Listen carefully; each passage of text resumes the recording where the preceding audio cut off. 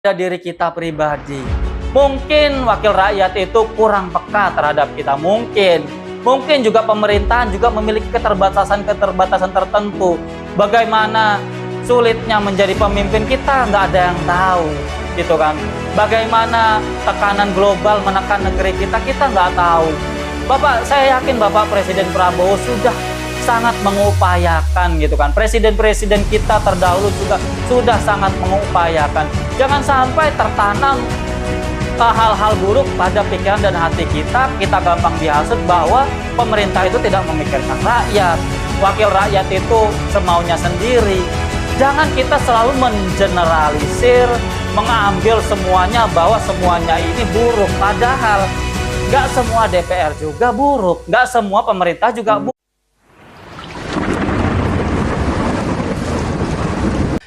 Assalamualaikum warahmatullahi wabarakatuh. Salam sejahtera bagi kita semua, teman-temanku dimanapun kalian berada. Semoga pada kesempatan hari ini kalian semua dalam keadaan sehat walafiat, dalam keadaan lancar aktivitas pekerjaan maupun kesehariannya. Semoga kita semua senantiasa diberikan keberkahan, kelancaran, kemudahan oleh Allah Subhanahu wa taala Tuhan kita, sehingga hari-hari kita ke depannya semakin hari semakin baik, semakin produktif, semakin berkah dan manfaat bagi orang-orang yang kita sayangi dan orang-orang yang ada di sekeliling kita. Sebelum kita masuk pada pembahasan kita pada hari ini, jangan lupa untuk subscribe ya teman-teman, like, share, dan komen, dan nyalakan notifikasi loncengnya di situ ya teman-teman. Bantulah konten ini agar semakin meluas, menyebar, dan selalu memberikan insight-insight yang baik bagi seluruh masyarakat Indonesia Raya kita ini.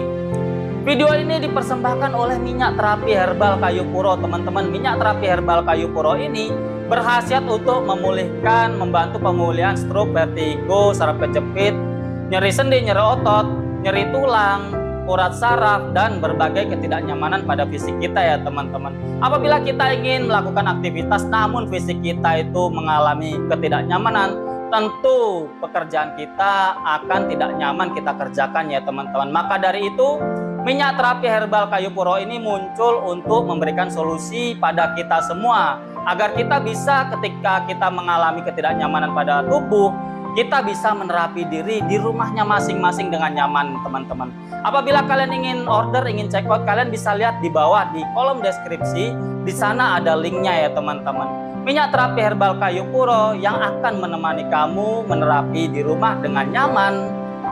Teman-temanku dimanapun kalian berada, kita dalam berkehidupan tentu kita akan mengalami kekecewaan-kekecewaan. Sebagaimana di akhir bulan kemarin kita juga mengaspirasikan, yang bagi kamu-kamu yang ikut demo gitu kan, mengaspirasikan, menyalurkan kekecewaan itu adalah hal yang sangat lumrah sekali dalam kehidupan teman-teman. Namun sebagaimana yang kita bahas di episode yang lalu, jangan sampai aspirasi kita, kegiatan kita ditunggangi oleh oknum-oknum yang tidak bertanggung jawab ya teman-teman. Semoga negara kita bisa damai, ke depannya bisa baik, dan oknum-oknum yang tidak bertanggung jawab itu bisa segera diamankan ya oleh aparat yang berwajib ya teman-teman.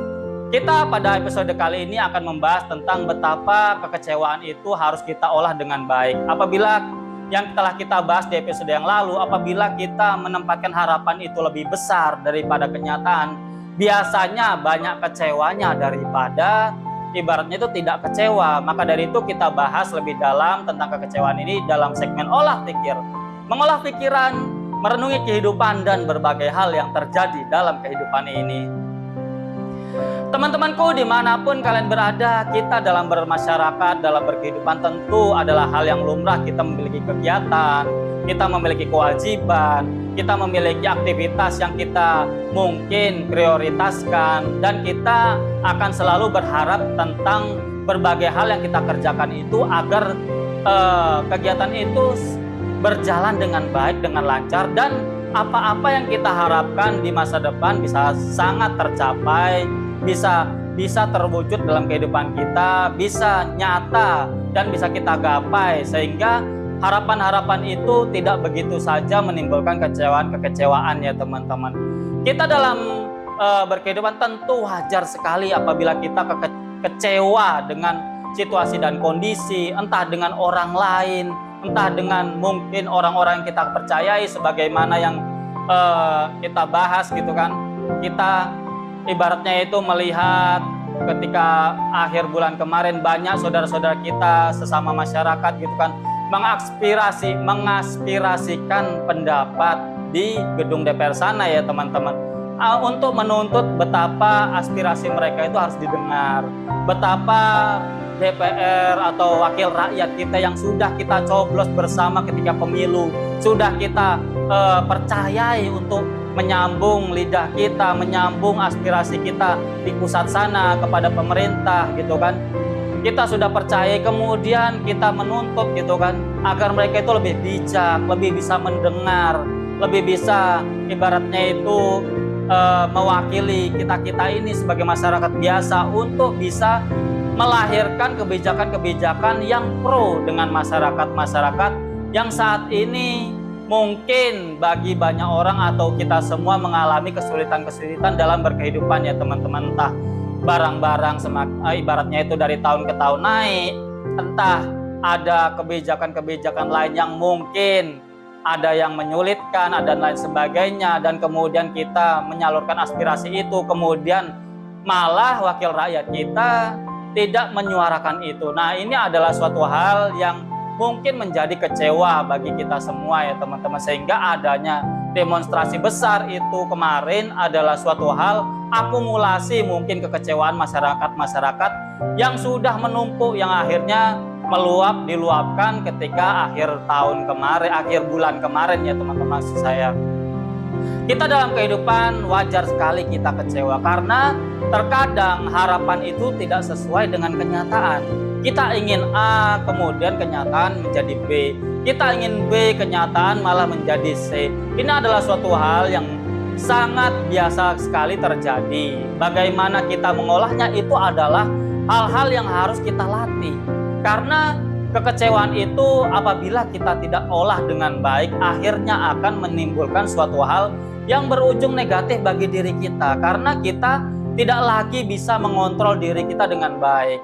Entah kita melakukan hal-hal yang tidak sewajarnya, entah kita melakukan hal-hal yang melanggar hukum, melanggar norma, dan lain sebagainya teman-teman.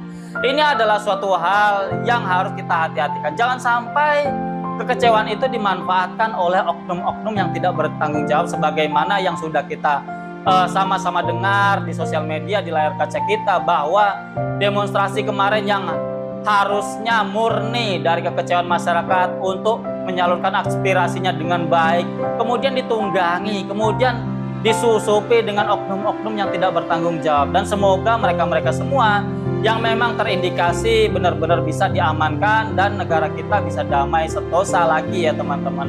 Kita juga harus bisa merajut ke ibaratnya itu persatuan kita, kedamaian kita, dan lain sebagainya. Apabila kita kecewa harus disalurkan dengan baik. Apabila kita mungkin mengharapkan sesuatu yang lebih dan kemudian tidak ibaratnya itu nyata dalam kehidupan kita, tidak ibaratnya itu terjadi dalam kehidupan kita, ya mungkin kita bisa sedikit-sedikit melatih diri kita untuk sabar, dan kita melatih diri agar kita itu tidak kemudian kecewa terlalu dalam, sehingga kita seakan-akan kehidupan ini berhenti hanya kepada orang lain.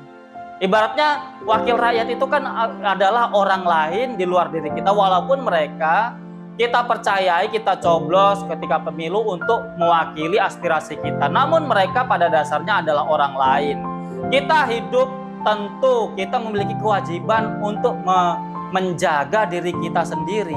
Ibaratnya itu untuk mendidik diri kita sendiri. Nasib kita di tangan kita sendiri. Kita mau rajin, kita mau malas, kita mau ibaratnya itu makin cerdas, makin pintar, ya kita belajar. Kita makin ingin bisa semakin memiliki skill, ya kita memperbaiki diri, berlatih, belajar skill-skill tertentu, sehingga kehidupan kita bisa semakin lancar, sehingga kehidupan kita bisa semakin menaik. Bisa ibaratnya itu entah penghasilan, entah kualitas hidup, entah kualitas rumah tangga, entah kualitas bertetangga, kita semuanya itu adalah kita sendiri yang melatih diri kita sendiri untuk menjadi pribadi-pribadi yang lebih baik teman-teman. Sehingga sedikit sekali kekecewaannya akan muncul pada diri kita sendiri, karena kita sudah mulai belajar bahwa diri kita sendirilah yang ibaratnya itu menjadi penentu dari kehidupan kita. Walaupun apabila ada kebijakan yang mempermudah kita, mungkin jalan kita lebih mudah lagi. Namun apabila kita terlalu menggantungkan oleh kebijakan-kebijakan pemerintah, oleh perjuangan yang diperjuangkan aspirasi kita oleh wakil rakyat kita hanya menunggu itu saja tanpa kita itu berusaha, tanpa kita itu mengupgrade diri, tanpa kita itu menambah skill kita, berusaha mencari peluang-peluang yang lebih baik. Tentu itu semua adalah suatu hal yang sangat merugi sekali bagi diri kita, teman-teman. Karena yang menentukan diri kita itu harinya semakin baik, kegiatannya semakin lancar gitu kan, itu pada dasarnya diawali dari usaha kita sendiri. Apabila kita ibaratnya memposisikan diri kepada pemerintah, ibaratnya kita menjadi Presiden Prabowo, atau kita menjadi menteri, atau kita menjadi wakil rakyat lah, contoh seperti itu kan. Contoh kita memposisikan diri kepada pemerintah, kepada DPR, kepada mungkin instansi-instansi yang berwajib gitu kan. Terus memiliki rakyat yang ibaratnya itu tidak berusaha menjadi rakyat yang baik, tidak mengupgrade diri di tengah-tengah ibaratnya itu persaingan global, di tengah-tengah persaingan antar kita, antar daerah, antar tetangga, antar individu. Kita tidak berusaha menjadi pribadi yang lebih baik. Tentu walaupun kita sebagai pemerintah ya, contohnya kita sebagai pemerintah atau sebagai wakil rakyat menyuarakan tuntutan-tuntutan rakyat gitu kan. Namun rakyatnya sendiri tidak mau berkembang, tidak mau belajar, tidak mau mengupgrade diri, tidak mau mencari peluang-peluang yang bisa dijalankan sendiri. Tentu apabila kamu menjadi pemerintah, kita semua menjadi pemerintah, kita semua menjadi DPR, tentu akan semakin terbebani. Seharusnya kita melakukan hal-hal lain yang bisa di sektor lain gitu kan. Kita malah selalu membebani ibaratnya pemimpin-pemimpin kita. Kita selalu membebani ibaratnya itu situasi dan kondisi di negeri ini yang mungkin saat ini sedang bersaing dengan negara-negara lain di era globalisasi yang tidak menentu, banyak sekali peperangan dan lain sebagainya. Ibaratnya itu kedamaian global itu bisa mempengaruhi kehidupan kita di Indonesia ini gitu kan. Apabila kita tidak mengupgrade diri, kita yang akan sulit sendiri. Apabila kita selalu menunggu ibaratnya itu jalan dari orang lain, bagaimana kita bisa berjalan dengan baik di muka bumi ini? Bagaimana kita bisa berkehidupan dengan nyaman di kehidupan kita? Itu adalah hal yang mustahil, karena sesama kita tentu kita juga saling bersaing, kita juga bekerja sama-sama, kita juga harus juga mengupgrade diri. Apabila kamu ingin mendaftar ke sebuah perusahaan, kemudian banyak orang yang daftar, misalkan 100 orang, yang diterima cuma 10 orang. Tentu 10 orang ini yang memiliki kapasitas, keilmuan atau kemampuan yang dibutuhkan. Terus kemudian kamu mau menyalahkan perusahaan itu karena tidak menerima kamu sebagai karyawan. Itu adalah hal yang sangat lucu sekali gitu kan. Jadi bagaimana kita bisa berkehidupan dengan baik, jauh dari kekecewaan dalam hidup? Ya, kita mendidik diri kita untuk menjadi pribadi-pribadi yang lebih baik, sehingga apapun yang kita kerjakan, apapun yang kita usahakan akan menjadi suatu hal yang bisa nyata dalam kehidupan kita, menjadikan kehidupan kita itu lebih baik, teman-teman. Jadi inilah teman-teman betapa harus kita renungi pada diri kita pribadi. Mungkin wakil rakyat itu kurang peka terhadap kita, mungkin juga pemerintahan juga memiliki keterbatasan tertentu. Bagaimana sulitnya menjadi pemimpin kita nggak ada yang tahu gitu kan. Bagaimana tekanan global menekan negeri kita nggak tahu. Saya yakin Bapak Presiden Prabowo sudah sangat mengupayakan gitu kan. Presiden-presiden kita terdahulu juga sudah sangat mengupayakan. Jangan sampai tertanam hal-hal buruk pada pikiran dan hati kita gampang dihasut bahwa pemerintah itu tidak memikirkan rakyat, wakil rakyat itu semaunya sendiri. Jangan kita selalu mengeneralisir, mengambil semuanya bahwa semuanya ini buruk. Padahal gak semua DPR juga buruk, gak semua pemerintah juga buruk. Semuanya punya keterbatasan masing-masing, semuanya mungkin punya kemampuan masing-masing. Dan jangan sampai ketika kita kecewa dengan satu instansi, kemudian kita cap semua instansi itu buruk.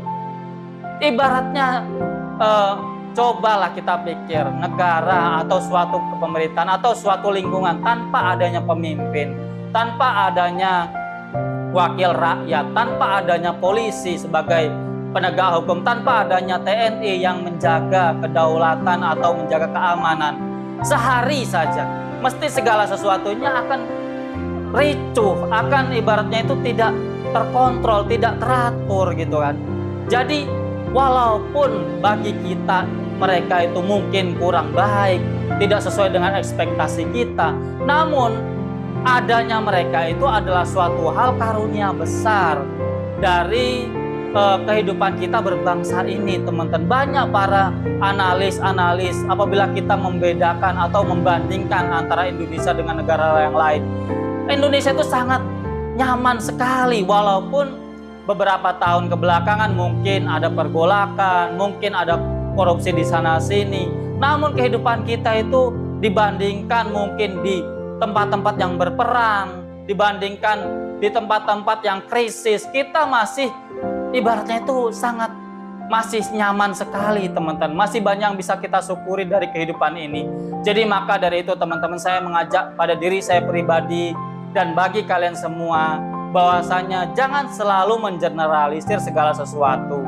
Nanti kita akan bingung sendiri menjalani kehidupan ini. Nanti kita banyak kecewanya dengan situasi dan kondisi. Dan akhirnya kita akan terpuruk.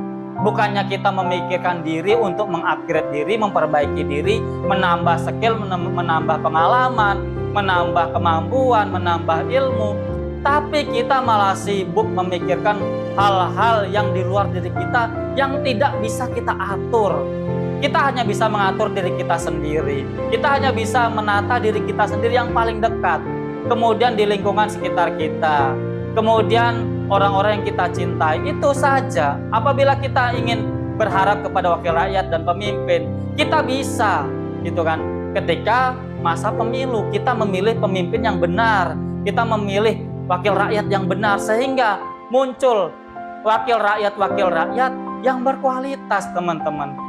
Ini adalah suatu akibat dari rentetan-rentetan yang kita sebetulnya sebagai masyarakat itu juga punya andil, teman-teman. Sebagaimana yang saya bahas di episode yang lalu, gitu kan. Apabila mungkin DPR kurang peka terhadap masyarakat, kurang menyampaikan aspirasi masyarakat dengan baik, ya dia juga punya salah sebagai wakil rakyat, punya kewajiban menyambung rakyat. Namun ada salah dari diri kita juga apabila kita nyoblosnya nggak benar-benar nyoblos ketika pemilu, nyoblosnya nggak milih orang-orang yang berkualitas, yang amanah, yang jujur, yang bisa memperjuangkan hak-hak kita di masyarakat bawah. Jadi itu teman-teman, ini semua semoga menjadi suatu renungan bagi kita. Jangan sedikit-sedikit menyalahkan keadaan, jangan sedikit-sedikit menyalahkan orang lain. Kita introspeksi ke dalam pada diri kita sendiri. Kita merenungi diri kita sendiri. Apakah kita juga punya sumbangsih atas kekurangan yang ada di negeri ini? Karena segala sesuatunya kita sebagai negara demokrasi yang berasaskan musyawarah mufakat, kita sudah diberi kesempatan untuk memilih pemimpin-pemimpin kita pada 5 tahun sekali, pada pemilu, pada pilkada, pada pilpres. Kita sudah diberikan keluasan yang besar. Kita sudah memilih, namun kita kecewa dengan pilihan kita sendiri. Ya, itu salah kita sendiri karena kita salah dalam memilih. Ketika kita memilih, kita tidak mikir mana dari calon-calon itu yang terbaik. Minimal kita tidak boleh mengeneralisir bahwa semua anggota DPR, semua pemerintah itu jelek. Pasti ada yang punya hati nurani.